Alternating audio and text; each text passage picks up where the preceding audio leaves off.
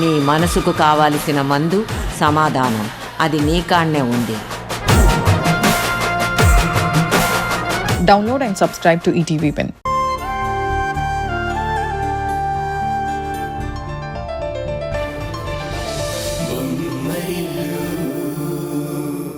ఎదుటి వాళ్ళు సిన్సియర్గా ఉండడం కోసం, రెస్పాన్సిబుల్గా ఉండడం కోసం నువ్వు స్ట్రిక్ట్గా ఉంటావే తప్ప ఎదుటి వాళ్ళు బాధపడాలని కోరుకో కదా.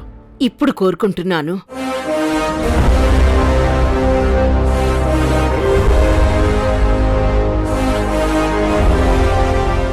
ఎస్, కోరుకుంటున్నాను. ఆ మేఘన చేసిన దారుణాలకి, పాపాలకి తను జీవితాంతం బాధపడాలని కోరుకుంటున్నాను. అలాంటి క్రిమినల్ మైండ్ ఉన్న వాళ్ళు సమాజంలో ఉంటే సమాజానికి చాలా నష్టం కలుగుతుంది. తను చేసిన ఒక్కొక్క నేరానికి ఎన్ని సాక్ష్యాలు సంపాదిస్తావో నాకు తెలీదు. జీవితాంతం తను జైల్లో ఉండేలా శిక్ష పడాలి.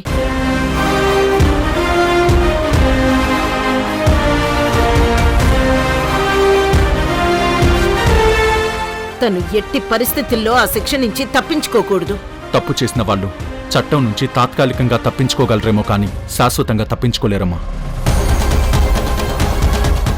ప్రస్తుతం తన అదృష్టం బాగుంది కాబట్టి సాక్ష్యాలు దొరకలేదు, తప్పించుకుంది.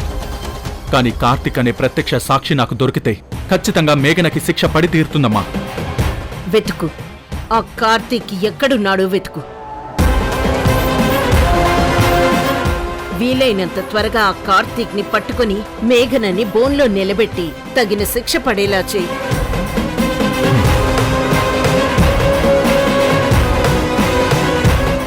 అప్పుడు గాని నాకు మనశ్శాంతి ఉండదు.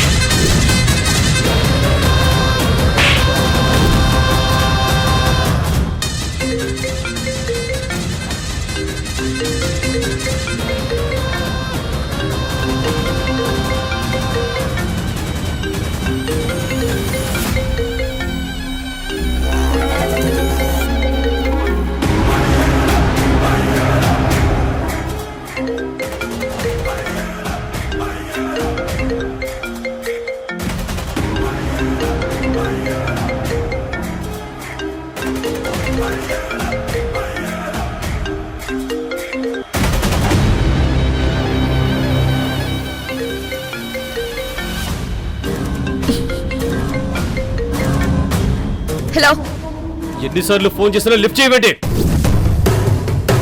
టీవీలో న్యూస్ చూసి శ్రీవాణి చచ్చిపోయింది కదా, నువ్వు సేఫ్ అనుకుంటున్నావేమో. అందుకే నన్ను సేవ్ చేసే విషయం గురించి ఆలోచించట్లేదేమో. అందుకే నా ఫోన్ కూడా లిఫ్ట్ చేయట్లేదా? అదేం కాదు, నేను వేరే ఏదో ప్రాబ్లంలో ఉండి ఫోన్ లిఫ్ట్ చేయలేదు. నువ్వు ఏ ప్రాబ్లంలో ఉన్నావో నాకు అనవసరం. నేను మాత్రం ఇప్పుడు పెద్ద ప్రాబ్లంలో ఉన్నాను. పోలీసులు నా గురించి చాలా తీవ్రంగా వెతుకుతున్నారు. నువ్వు గనక ఇప్పుడు నన్ను కాపాడకపోతే నేనిచ్చే డోస్కి నిన్న దేవుడు కూడా కాపాడలేడు. శ్రీవాణి చచ్చిపోయింది కదా, నేనేం చేస్తాను అనుకుంటున్నావేమో. నువ్వు చేసిన మ్యానిపులేషన్స్ అన్నిటికీ సంబంధించిన సాక్ష్యాలు పెన్ డ్రైవ్లో నా దగ్గర రెడీగా ఉన్నాయి. మనమిద్దరం మాట్లాడుకున్న మాటలు, మనిద్దరం వేసిన మాస్టర్ ప్లాన్స్, మీ అత్తగారి వాళ్ళని మోసం చేసి నువ్వు ఎలా ఆస్తి సంపాదించావు, ఆ వివరాలన్నీ చక్కగా ఆ పెన్ డ్రైవ్లో ఉన్నాయి. నేను గనక ఆ పెన్ డ్రైవ్ని బయట పెట్టానంటే లీగల్గా నీకెంత శిక్ష పడుతుందో నాకు తెలియదు. కానీ సంజయ్ మాత్రం నీకు 100 ఏళ్ల శిక్ష విధిస్తాడు. ఏం మాట్లాడుతున్నావు నువ్వు? నీకన్నా పిచ్చెక్కిందా? నాకు పిచ్చెక్కడం కాదు, మనం చేసిన ఘనకార్యాల నుంచి ఒక టీజర్ వదులుతాను, నీకే పిచ్చెక్కుతుంది.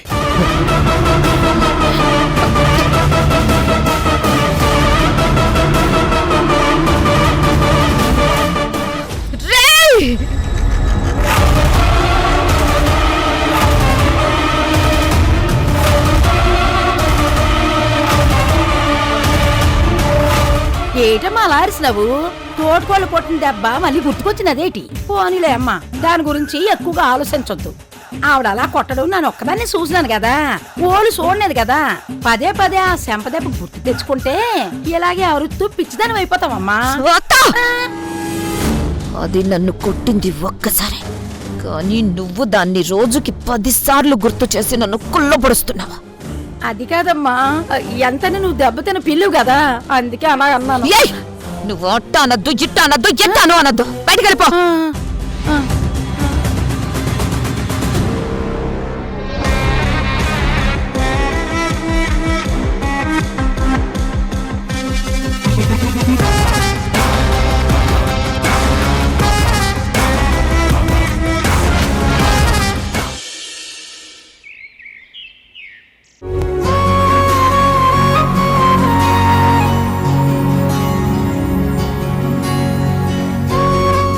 ఉషా, ఉషా, ఏంటండి? పల్లవి తినే ఫుట్బాల్ ఇక్కడే ఉంది, తను తినలేదా? తినలేదండి. ఉదయం నుంచి నేనేమిచ్చినా తినడం లేదు. నాకేమీ వద్దు, తినను అని గొడవ చేస్తుంది. పల్లవి, పల్లవి,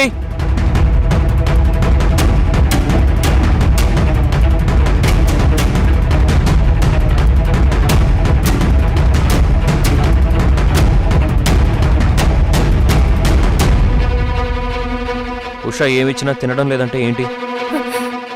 నా మీద ప్రేమతో అడుగుతున్నారా, మీ బిడ్డ మీద ప్రేమతో అడుగుతున్నారా?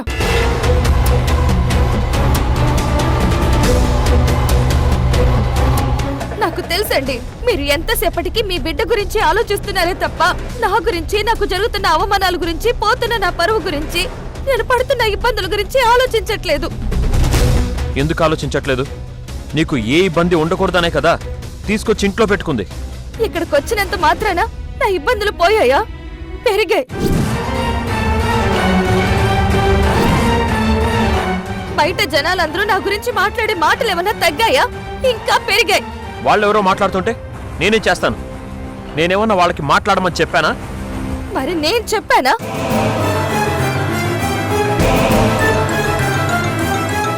చెప్పండి.